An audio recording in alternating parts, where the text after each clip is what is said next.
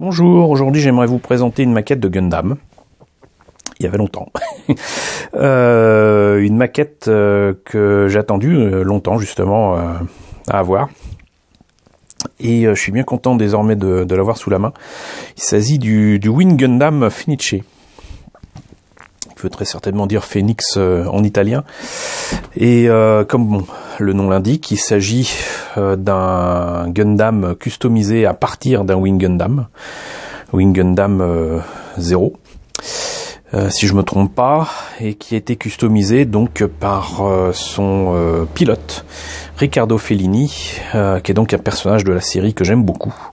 Donc commencez à le savoir, de Gundam Bullfighters. Et Gundam Bullfighters que vous pouvez voir, que ce soit la première saison ou la seconde, en sous-titré français sur la chaîne de streaming légale, qui est donc Crunchyroll, et c'est une série que je vous conseille fortement, et que si vous n'avez pas vu, bah ça serait bien dommage de vous passer de ça, parce que bon, c'est quand même une des séries Gundam les plus fun du moment. Très loin face à la dramaturgie de bazar qu'on a pu voir dans Gundam Iron Blood Orphans ou dans Unicorn, même si techniquement Unicorn était absolument magnifique. Il y a parfois des personnages ou des situations dans Gundam qui me donnent envie de donner des baffes. Là, c'est juste, j'allais dire pour utiliser des termes de manga, du shonen de base, mais c'est vraiment super sympa. Il y a beaucoup de choses à dire, même sur la seconde saison. Quoi qu'il en soit, donc sur la première saison, il y a ce Gundam Fenice, Wing Gundam Fenice, qui apparaît. Ça, c'est sa première apparition. C'est la forme qu'il a dans la première apparition. On notera que contrairement au Wing Gundam, il est vert au lieu d'être bleu, qu'il a une épaule différente, qu'il a une tête un peu abîmée, il a un V-fin qui est cassé, qui n'a pas été réparé. Il a ce qu'on appelle des yeux verrons, c'est-à-dire qu'il a des yeux de deux couleurs différentes. Il a un œil rouge et un œil vert. Il a aussi, comment dirais-je, toutes ses ailes qu'il a derrière sont sur un seul côté, son côté gauche. Et il a une arme laser qui me rappelle beaucoup celle du Guian, mais peut-être que je me trompe. Et dans la série, il peut être accompagné d'un véhicule à roues, qui pourrait rappeler les véhicules à roues peut-être de Gundam Victory, mais je me trompe très certainement. Quoi qu'il en soit, donc un high grade de Bullfighters que j'attendais d'avoir depuis très longtemps et que je suis très heureux d'avoir enfin. Étrangement, c'est aussi un des rares modèles qui, je crois, a été fait au 1/100e. Est-ce que c'est du Master Grade ou non, je ne sais plus, mais il y a quelques maquettes de Gundam Bullfighters qui sont normalement au 1/144, qui ont été faits au 1/100e. La logique m'échappe un petit peu parce que du coup c'est par accord avec la série, mais ça existe. Donc ce kit a été fait en 2013. Je voyais pas cette série si vieille que ça. Je pensais que ça c'était plutôt Gundam Age pour peut-être 2012 ou je sais pas, mais bon, peut-être que je me trompe. Donc ça fait partie des premières maquettes sorties autour de Gundam Bullfighters. Elle est vendue au Japon 1600 yens. Je ne sais pas si elle est disponible en France actuellement avec ce qui est distribué par Bandai en France. Voilà ce que ça donne une fois monté. Donc comme on le voit, effectivement, il y a les deux ailes qui sont que d'un côté pour permettre de placer de l'autre côté son arme. L'épaule est très différente d'un côté et de l'autre. Et il a une espèce de voile ou de cape lumineuse qui sort de son épaule gauche. Donc voilà la série Gundam Bullfighter. Encore quelques images du modèle terminé. Moi je trouve que franchement il en jette. J'aime pas trop Wing Gundam, j'aime certains des designs qui sont dedans, et puis bon, c'est quand même la première série Gundam qui est sortie en France en 2000, si je me rappelle bien, sur M6, donc c'était quand même assez historique. mais ça fait certainement pas partie de mes séries préférées. Par contre, je sais que pour certains d'entre vous, c'est une série nostalgique du coup, parce que ça fait déjà 18 ans qu'elle est passée en France. Donc voilà. Et ben écoutez, on va voir ce qu'il y a à l'intérieur quand même. Alors, petite précision, cette maquette, comme beaucoup d'autres maquettes de Gundam Bullfighters, c'est donc une version customisée, on est bien d'accord. Le truc, c'est que Gundam Bullfighters a un petit peu fait les choses à l'envers, c'est-à-dire qu'ils avaient l'intention de faire de revisiter leurs classiques et les maquettes qu'ils avaient déjà fait, même en high grade, alors que certains étaient déjà très très bien, mais ils commençaient à dater et ils voulaient les remettre à niveau. Et donc du coup, en fait, ils ont fait un peu les choses à l'envers. Je vous ai déjà présenté ça avec le Gouf. Le Gouf R35 qui est aussi un de mes Gundam Mobile Suit préférés de Gundam Bullfighters. Ils ont fait d'abord le Gouf R35 et à partir du Gouf R35 ils ont rajouté les pièces du Gouf de base pour refaire un Gouf de la série de 1979 qui du coup n'est pas le même high grade qui était sorti peut-être 15 ou 20 ans plus tôt. Donc au départ, moi, je pensais que c'était une opération customisation par Bandai, donc de reprendre des vieilles grappes, de rajouter des pièces différentes, voilà, ou même de changer les couleurs, parce que bon, il y a beaucoup de gens qui aiment à faire du no paint avec ces trucs-là, mais non. Ils ont en fait d'abord les versions customisées à leur sauce, et à partir de ces versions-là, ils ont fait les pièces qu'il fallait pour faire le Mobile Suit de base. Et c'est ce qui s'est passé pour le Wing Gundam, qui s'est retrouvé en Wing Gundam de base en high grade. Ils l'ont ressorti avec toutes les pièces qu'il faut pour faire la version Wing Gundam de base. Voilà. Donc là, la notice, qui est un peu différente de ce qu'on voit maintenant, elle est un petit peu moins brillante, hein, c'est fait sur du papier avec un vernis mat. Moi j'aime bien. Toujours ce 2013 qui me tarabuste, mais on verra ça une autre fois. Pas de texte en anglais, uniquement en japonais, ce qui prouve que ça a quand même quelques années, effectivement. Donc le personnage de Riccardo Fellini. Les poses et surtout le kit à partir duquel il a été fait. Donc si je me trompe pas, donc c'est la collection Revive, hein. Donc là on voit bien que c'est celui de le Wing Gundam de base qui est sorti ensuite ou un petit peu avant en GUC. Enfin c'est pas de la GUC, c'est la GAC. C'est After Colony. Asymétrie, donc ils disent qu'effectivement c'est pas pareil du côté gauche et du côté droit. Il y a le fait qu'il soit transformable, hein, comme le Wing Gundam, donc il peut se mettre dans une espèce de wave mode comme le Zeta Gundam ou le Bawu. Et enfin montrer comment ici, là c'est toujours à chaque fois pour ces kits là, il y a toujours des petites astuces, et là par exemple ça indique comment faire pour prendre la pièce transparente et éviter de voir la partie qu'on a coupée. Donc j'ai un petit peu de mal à voir ce qu'il en est, mais apparemment donc la pièce qu'on aura coupée ou qui sera un petit peu abîmée, il suffit de mettre apparemment du Real Touch Marker, de passer un coton-tige, et donc du coup il y a avant et après. Bon, bah, c'est peut-être pour marquer ou je ne sais quoi. Ne lisant pas le japonais, je peux pas vous dire ce qu'il en est. Alors si on a déjà panophile, si j'arrive à faire une mise au point, voilà. Vous ferez une petite pause et puis vous me direz ce qu'il en est. Donc, sinon, du coup, comme c'est quand même fait pour refaire le Wing Gundam version un peu plus moderne, il y a quand même quelques pièces qui ne seront pas utilisées pour, j'imagine, les épaules, une partie du bouclier, des trucs comme ça, mais pas tant que ça. Quelques X ici et là, mais moi j'aime bien, parce que ça me permet de récupérer des pièces pour ma boîte à radio.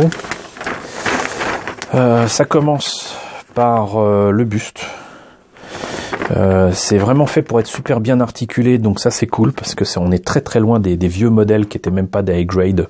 Je rappelle que Wing Gundam c'est quand même de 1996 et les maquettes à l'époque, franchement, pour voir une ressemblance avec ce qu'on voyait à l'écran, fallait se lever tôt.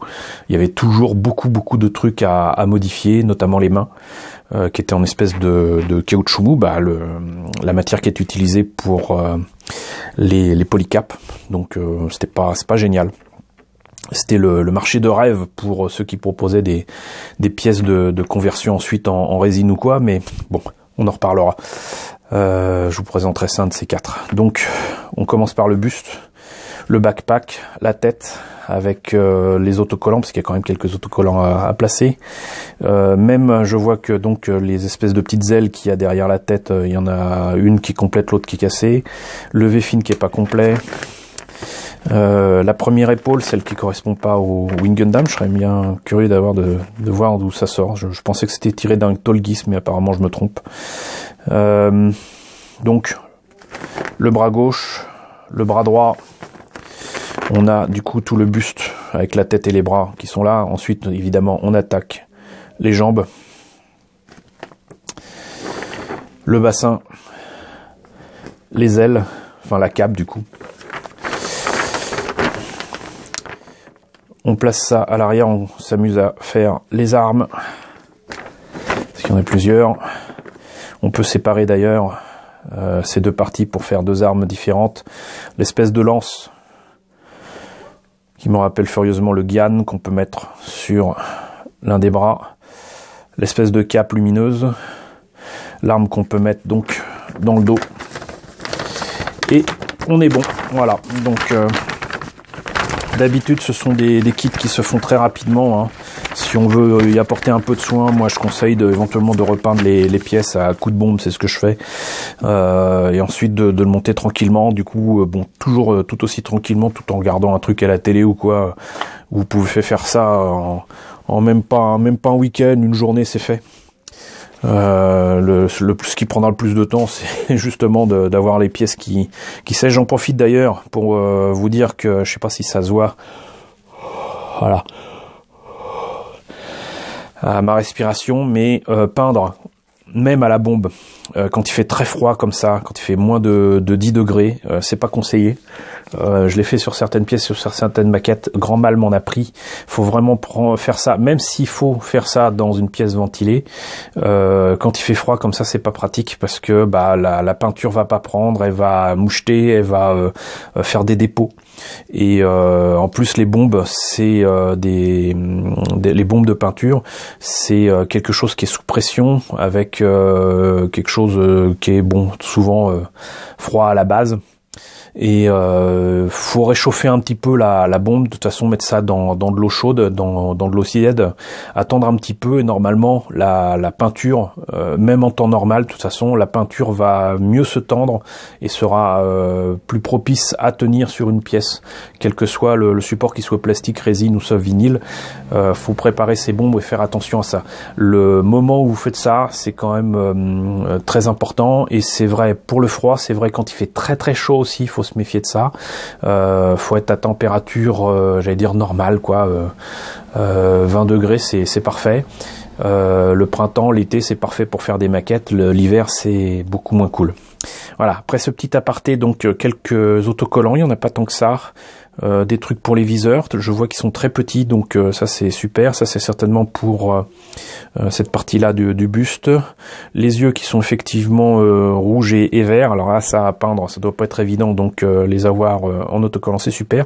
Le truc jaune, par contre, je pense que je m'en passerai volontiers, et que je mettrai de la peinture à la place, parce que les détails ici qui sont imprimés, ça me plaît pas du tout. Quelques pièces grises qui sont apparemment des armes. Moi, ce que j'apprécie, c'est que par exemple le bout du fusil ici, étant une seule pièce, il n'y a pas besoin de coller deux pièces et ensuite de faire un trou dedans. C'est déjà fait, et ça c'est génial, c'est très appréciable. Pareil ici pour cette partie, j'imagine, de l'espèce d'épée là, de lance. Trop souvent avant, les maquettes c'était en deux pièces comme ça, et à coller, à poncer, c'était juste l'horreur. Une partie des épaules et des pieds avec des petits trous ici qui, je crois, ne sont pas sur le Wing Gundam de base. Et pièces jaunes, alors là c'est amusant parce que du coup on a un V-fin complet qui très clairement ne sera pas le V-fin du modèle terminé.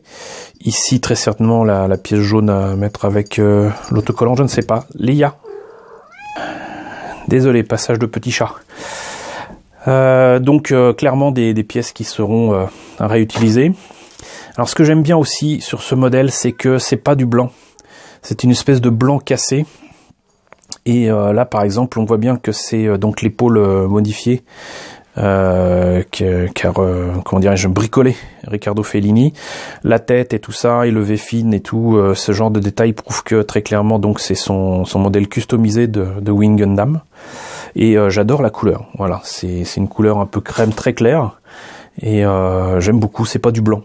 J'ai horreur du blanc dans ces trucs-là. C'est le blanc et le noir, c'est certainement la pire calamité qui soit pour ce genre de trucs. Même si c'est des dessins animés, des cartoons, il faut absolument éviter pour donner un aspect réaliste à toutes ces choses-là. Il faut utiliser des couleurs qui sont pas forcément des couleurs primaires. Donc là, encore une fois, une autre partie des pièces. Si je ne me trompe pas, voilà, c'est le double de cette grappe-là. Et ici, on a une partie du bouclier qui n'est pas utilisée, donc qui va finir dans ma boîte à Rabio. Et tant mieux, parce que j'aime beaucoup la forme. Ça finira très certainement sur un kit bâche de vaisseau. La tête.